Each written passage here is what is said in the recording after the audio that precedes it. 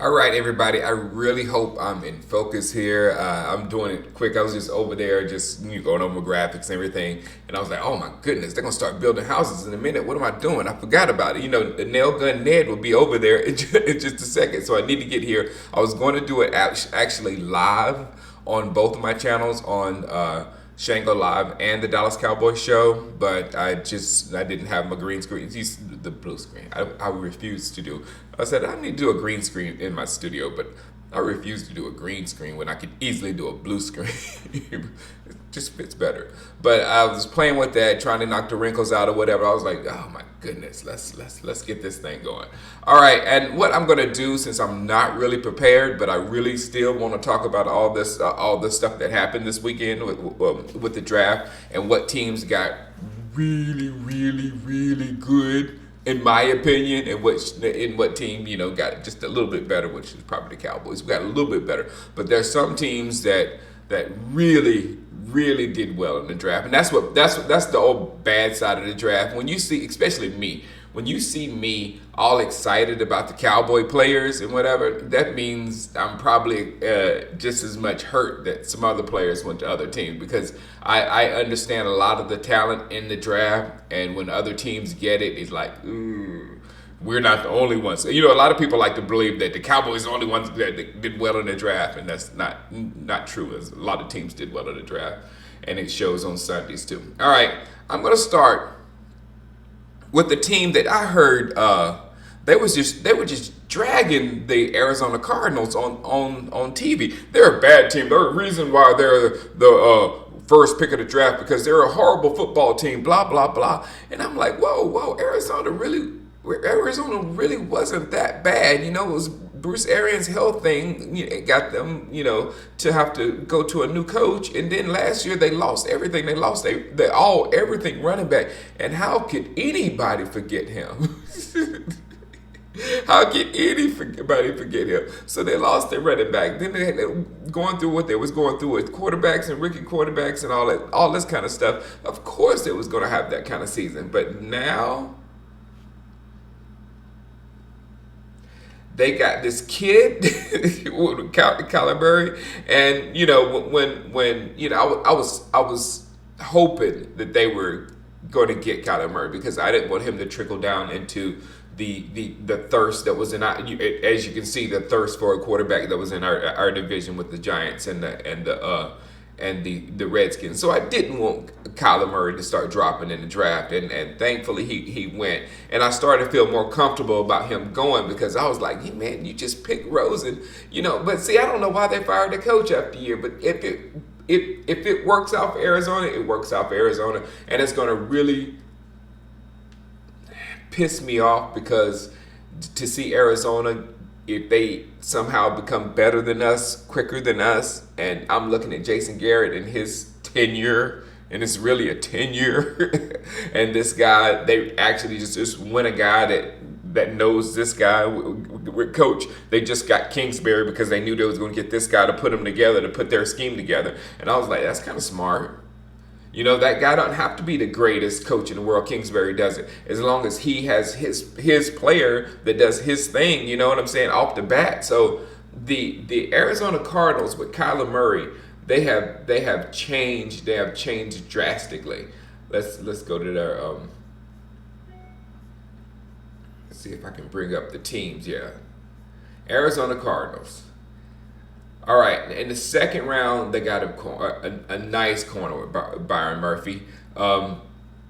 Then in the third round, they got, I think that was a trade up. It was a trade up with Miami or something like that happened. They got some serious speed with Andy Isabella. Let me see if this 40 time is on here. Yeah, 40 time, 4.31 on NFL Network. So they got a guy that can actually just come in and take the ball and just absolutely fly. It was where he was supposed to go, but still, the thing about Isabella is a toy like that going with a quarterback like Kyler Murray that can evade the rush or whatever for a longer period of time and let a receiver like that get out deep or whatever. It's kind of like the Russell Wilson thing, you know. So that was good. And then they got another receiver in the fourth round, Hakeem Butler, who is just, if you look at his highlight reel, it's just flat out nasty. He's 6'5", 227 pounds, and runs a 4.48. So he's going to be another one of those wideouts down there. So you got hold on. You'll have Andy Isabella and Butler from this draft, and then you'll have Fitz. Fitz is still there. Then you have Christian Kirk, and there's somebody else I'm missing. I'm missing one more person, but that the receiving squad off the jump for the Arizona Cardinals is amazing. It's amazing. So I see David Johnson having because you also got to remember David Johnson is the running back that can catch and run just like Bell, just like Le'Veon Bell. He's a notch below Le'Veon Bell. So he's a guy that can catch the ball and run out the backfield with purpose or whatever. And you got all those things on that. I know everybody's saying offensive line. I know, but your offensive line easily gets better when you have athletes that can make their job easier. And Kyler Murray makes the offensive line job easier because they can sit back, they can block, but he can run around and buy time on his own to make them look better. And the same thing for Larry Johnson. Larry, but he's a good runner. David Johnson, he's a good running back that will be able to use his skills to make the offensive line look better. And look at the Rams. The Rams offensive line got good quick when that roster got good. It's just the way it is. So and then also they got a player that I thought we would want in Deontay Thompson, a safety from Alabama. So and then not only that, that's the other receiver I was talking about in the sixth round. I was like, I'm missing someone. You got Keyshawn Johnson, the different Keyshawn Johnson. He's 4'6", 6'1", and he's going to be very good for them as well. So, they've got some weapons on offense. The defense, we'll see. We'll see what's going on there on the defensive side of the ball because, when you have an offense like that, an offense that can be that powerful, whatever, the defense morphs into whatever the defense morphs into because of the offense. So I think, look. Seattle's going through something. They still have a quarterback. Seattle's going through something. The Rams really are not as strong as we thought they were, I'd say. They beat us down, so that's kind of poking at us as well at the same time.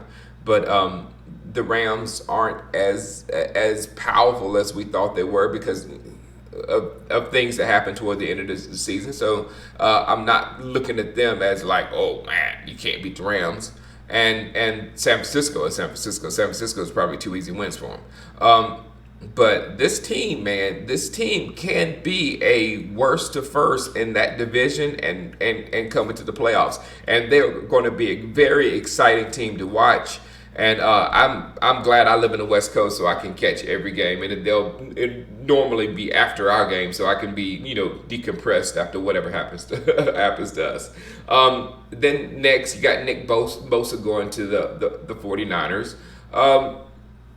49ers had a decent draft. I just don't see. Let me just go straight to their team page. I just don't see the 49ers getting that much better. I know. Bosa's a monster.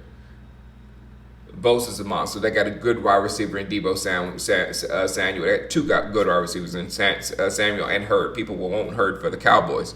But, are we solidified on who's going to get the ball to him and all that kind of stuff? So I don't see much happening there from the draft and how things changed.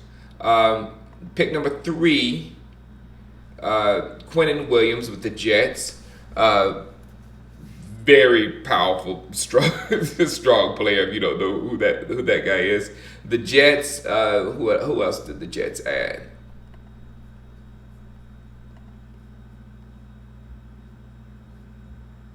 This comes from not being prepared. Where they're at, because I did teams like the New York Jets. I didn't pay much attention to at all. Yeah, no name, none of these names pop off as doing anything. So I'll move on, and I'll do that from here on. I'm not going to waste time with teams that didn't make an initial impact on my thoughts in that first round. The Oakland Raiders. I guess we got to talk about them. The Oakland Raiders got my boy Farrell from Clemson. Good character. I don't, you go by, you see this every draft when all the mocks and the press have their mocks and everything, and some players here and there don't agree with the mocks. And I think this is one player that he checked some boxes that the people that were doing the mocks wasn't paying attention to it, basically. And I think the Raiders looked at everything that he would bring to the organization, and we will see if that worked out or not. But the Raiders ended up they did very good in this draft. I mean, that people were ripping them for that one, but again, you really won't be able to tell that pick until later on. And I know I'm being a Clemson homer, but whatever. Look, watch. I'll give Josh Jacobs some props, running back for Alabama. I think that was a very good pick. Another beast mode for them. Then you come back and get another guy that the Cowboys was looking at, Jonathan Abram, who will knock your block off. You got another Clemson guy with Trayvon Mullen. Got another guy from Clemson. You see, they were hawking the Clemson the roster, which is smart in my opinion. Isaiah Johnson from Houston, and another boy. They were killing my Clemson, right? I knew Hunter went some, but Hunter Renfrow, the guy I wanted to be. I'm good now. I'm good. I love Hunter, but I'm good with what we got with wide receiver. But Hunter Renfrow is what I wanted to replace Cole Beasley. I really did. That would have been fun. So now let's go back to the picks. Buccaneers ended up with Devin White from that, and I don't remember what the Buccaneers did. I want to look at the Buccaneers, but I'm not, because I don't remember anything big that the Buccaneers did. If they did something huge, just let me know below. And then let's get straight into the New York Giants getting Daniel Jones. Maybe this was another one of those picks like Farrell, where the analysts got it wrong, and they were putting other quarterbacks in front of Daniel Jones, and Gettleman had information, because Gettleman said there were two teams that he knew for a fact were going to get him. So we'll see on Daniel Jones. It's just hard for me. I don't know that much about him. It's hard for me to see someone who I just don't know. This is a thing that blows my mind, because they said, oh, he could sit for 3 years. I mean, why would you sit there and suck with Eli for 3 years when you got a rookie that you can suck with and he can learn? And yeah, I don't understand the whole. And then also, you would want to win when you're on when your quarterback is on your rookie contract, so you can then load up your roster and so I don't know. Maybe they can't do that because they're going to end up still paying Eli, because Eli's still in the contract. I don't know what's going on in New York. None of it makes sense, but all of it makes me happy. And what does not make me happy is that second pick in the draft for the New York Giants. They again, people be all over my Clemson football team. They got Dexter Lawrence. Dexter Lawrence is a literal monster. No doubt about it. He's big. He's nasty. Just a massive human being, and it's gonna be a hard 4, 5, 6, 7 years with him there in New York. So on that, and then they didn't do well I mean, I don't care. I didn't really see anybody off. Well, Julian Love was good, a cornerback. They loaded up with corners with DeAndre Baker, who's pretty decent from Georgia. Julian Love from cornerback, and Corey Ballantyne, who as we know, was shot this past weekend. After that, man, guys, oh man, this world, boy, this world. After Daniel Jones, the Jacksonville Jaguars are the luckiest team for sucking, and in the draft, they just every year they just sit back and they just do this and let talent just fall in their laps from some. Now you got another pass rusher there, another elite pass rusher to go there in Jacksonville to go with that nasty secondary and that formidable linebacker core. So Jacksonville couldn't have been more elated when when they passed on Josh Allen for Daniel Jones. I mean, it was just Daniel Jones better be real good. All right, next. The Detroit Lions get T.J. Hawkinson, and I don't remember anything else that the Lions get, but they needed that because they lost a tight end in free agency. The Buffalo Bills did pretty well as well with Ed Oliver and the rest of their picks. I'm not going to go through all those. The Pittsburgh Steelers were also very happy with what went down because Devin Bush fell right in their lap, somebody they needed. So, well, they went up there and got him, but they were very, very fortunate at that. Cincinnati Bengals. A lot of these AFC teams I'm not going to pay attention to because I don't care. Jonah Williams, decent. Then we're going to go to Green Bay Packers with Rashawn Gary. Let's go with Green Bay. I want to see what Green Bay did the rest of the draft because they are retooling a little bit in places. I know they were getting their pass rusher with Rashawn Gary first, but they got Darnell Savage, the safety from Maryland. Then they worked on the offensive line. Then they got another guy that we were looking at, Jay Sternberger from the tight end for Texas A&M. And Dexter Williams, running back from Notre Dame. They didn't get any receivers because they loaded up on receivers last year, and those guys are working with Aaron Rodgers. All right, we're almost halfway through. I hear my kids upstairs, so I'm going to barrel through that door in just a few minutes. Miami got my boy Christian Wilkins. That team, I don't mind them being all over Clemson. If you're in the AFC, feel free to draft Clemson. If you're in the NFC East, don't touch Clemson players, please. The Atlanta Falcons, I'm not really going to go through their draft because it was a boring draft, but it was a solid draft for them. Then we got Dwayne Haskins going to the Redskins, and that's why I kind of was a little perturbed at the Giants for taking Daniel Jones because I was hoping the Giants would take Haskins because Haskins is a quarterback that I'm really not really afraid of. Haskins beating me, you know what I'm saying? I just don't see the X factor with him. Maybe we'll start seeing it, you know what I'm saying? But his demeanor, all that kind of stuff, he doesn't cause any fear. And I was wanting that to go there with Saquon Barkley. That situation worked out better with Daniel Jones, kind of whatever, but it worked out worse because now Haskins has went to another style of football team, a team that's going to play defense and run the football, and all he's going to have to do is make accurate passes through play action, and that I think he can do. I really think he can do, and he's going to be taught to be a bus driver, and I think he's more apt to being a bus driver than a new Peyton Manning or a new quarterback that's going to try to carry a team or whatever. So him in a bus driving role with the Washington Redskins, with the way the Washington Redskins want to run the ball, and the other people they picked up. So the Redskins have Darius Geis that went out last year on an injury.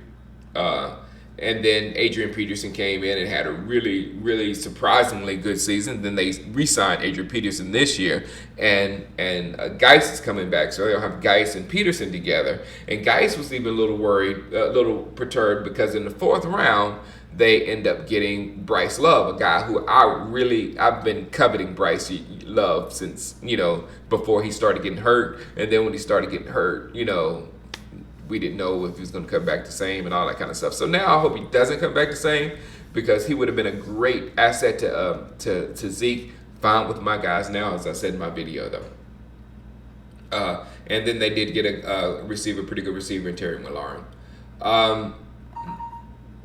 Next,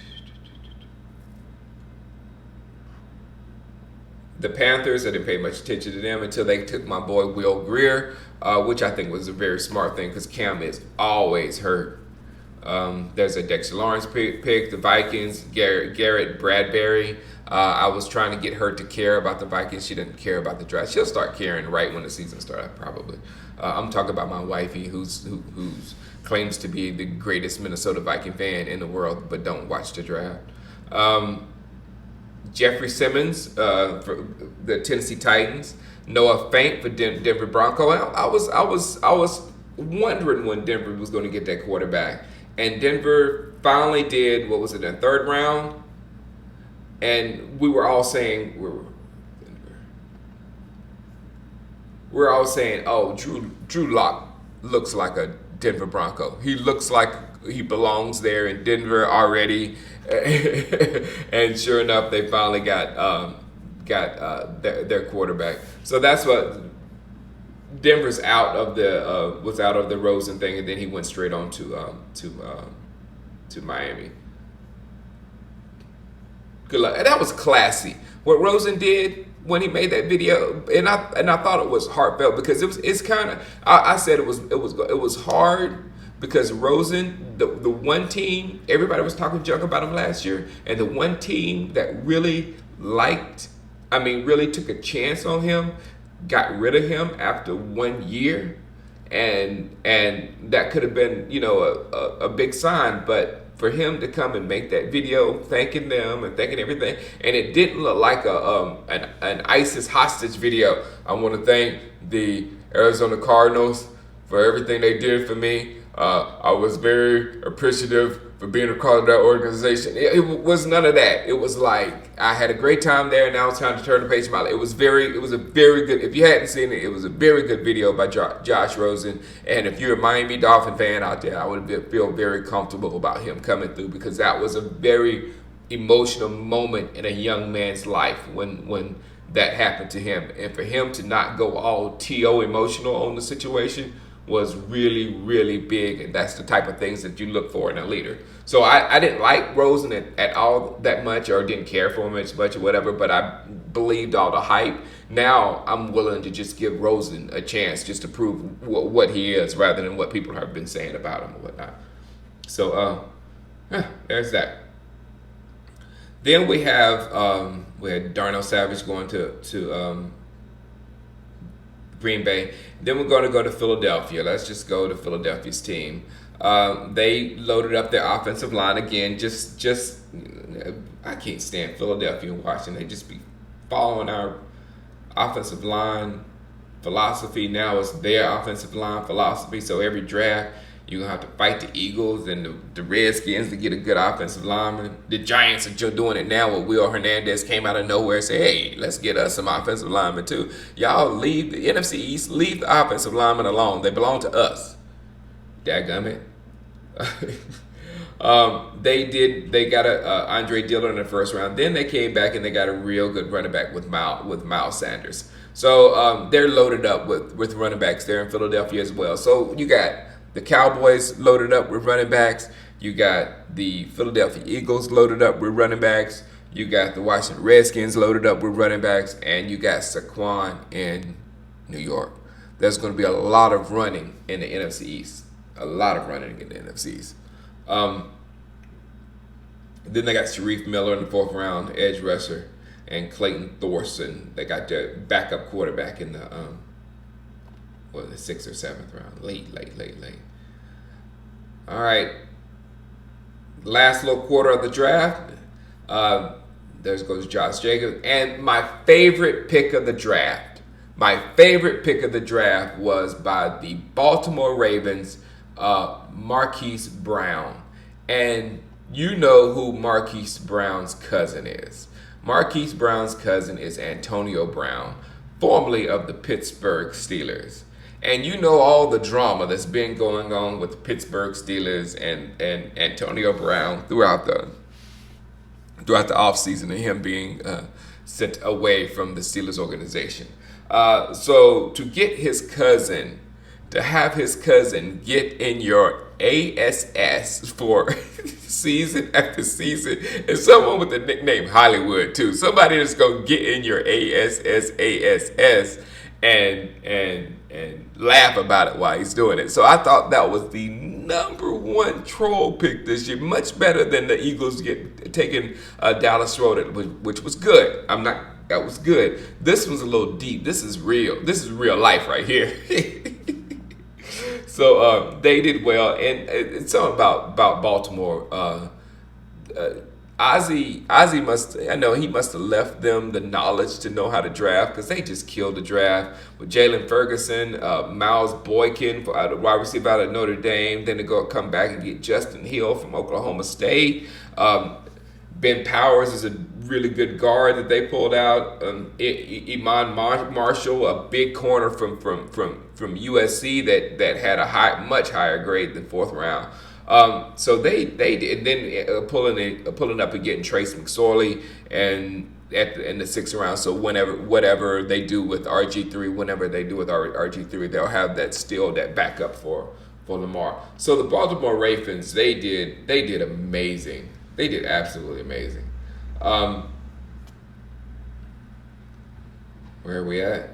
The Redskins. Oh gosh, I should have went to the Redskins after I said Haskins, talked about Haskins. I didn't talk about the Redskins at all, did I?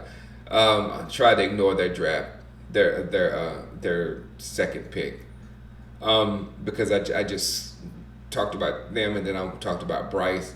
But the biggest problem, probably bigger than not bigger than Haskins, but maybe just as big as Haskins, because Haskins is going to be like I said, a bus driving quarterback. Is the fact that Montez Sweat fell so far because of the fake heart rumor that he supposedly had a heart thing, and then they found out it was misdiagnosed as a heart thing, and his heart was just as regular as anybody else's. So that was extremely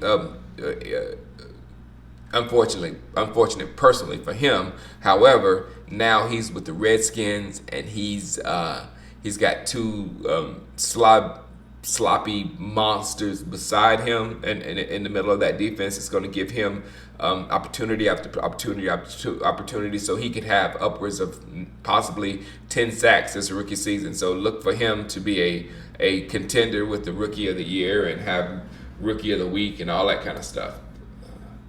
It's going to be annoying. All right, let's go back to the picks. Washington had a good draft. Washington, I think the Cardinals probably had the best draft, but the Redskins are right there with them. And the Redskins, people, they don't remember the Redskins they were pretty good last year, but they were just decimated with injuries. I mean, it was just ugly. So they are a team that I am cautious about.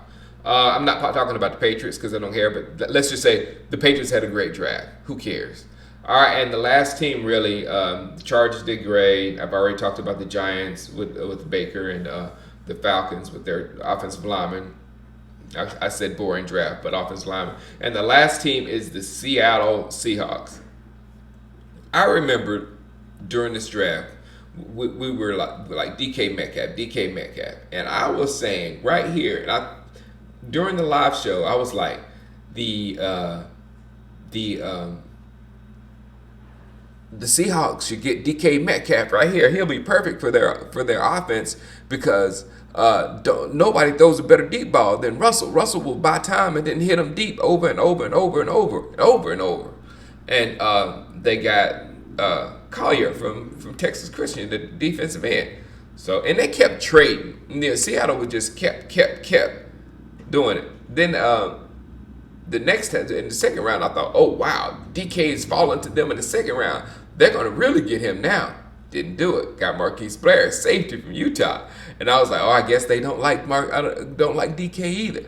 Then the next round, pick number 64 in the draft, DK Metcalf was still there, available for the best deep ball thrower, and he throws a soft one too. It's a pretty deep ball. It reminds me almost of like a Randall Cunningham, when Randall Cunningham, the second Randall Cunningham with the Vikings, and he used to throw those deep balls to Randy Moss. That's what Russell Wilson's arm remind me of. It just goes up there and it just comes down slowly, like here, like hands the ball off way out. So he's got that guy throwing the deep ball to him, and that is probably the best situation that could have happened to DK. I know he wanted to go much higher, and I know his banker wanted him to go much higher, but he's got two good teammates that's going to help that team be a contender very fast. And they got another receiver, Gary Jennings, out of West Virginia, good linebacker Cody Barton.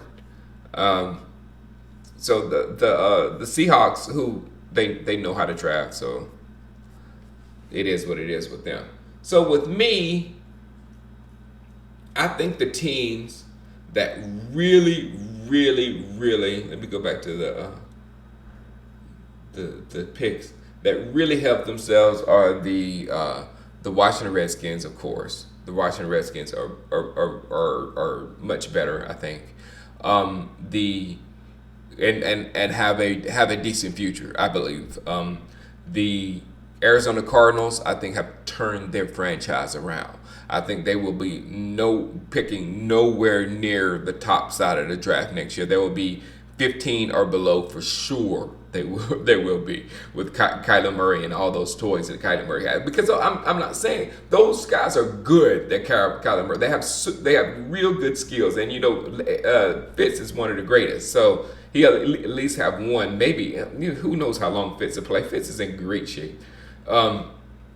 Those two teams, I think the Raiders had a real good draft, and I'm very interested to see how they pan out because of Mayock and Mayock's knowledge and all that kind of stuff. So they did very well. The Giants did other than Dexter Lawrence, horrible. The Jaguars just again, they win in every draft, and the Falcons had a great draft, and that's pretty much it I see. And of course, the Ravens. The Ravens, but they will draft well every time they draft. It's just what they do. All right, guys. I will try to be on here again tomorrow. I might mess with my green screen and pop some graphics up here. I'll go back and finish doing what I was doing before I thought the houses were going to be built. And guess what? Not one nail gun this whole time. I could have been live. Not one nail gun. All right, guys. I'll holler at you tomorrow. All right, peace out.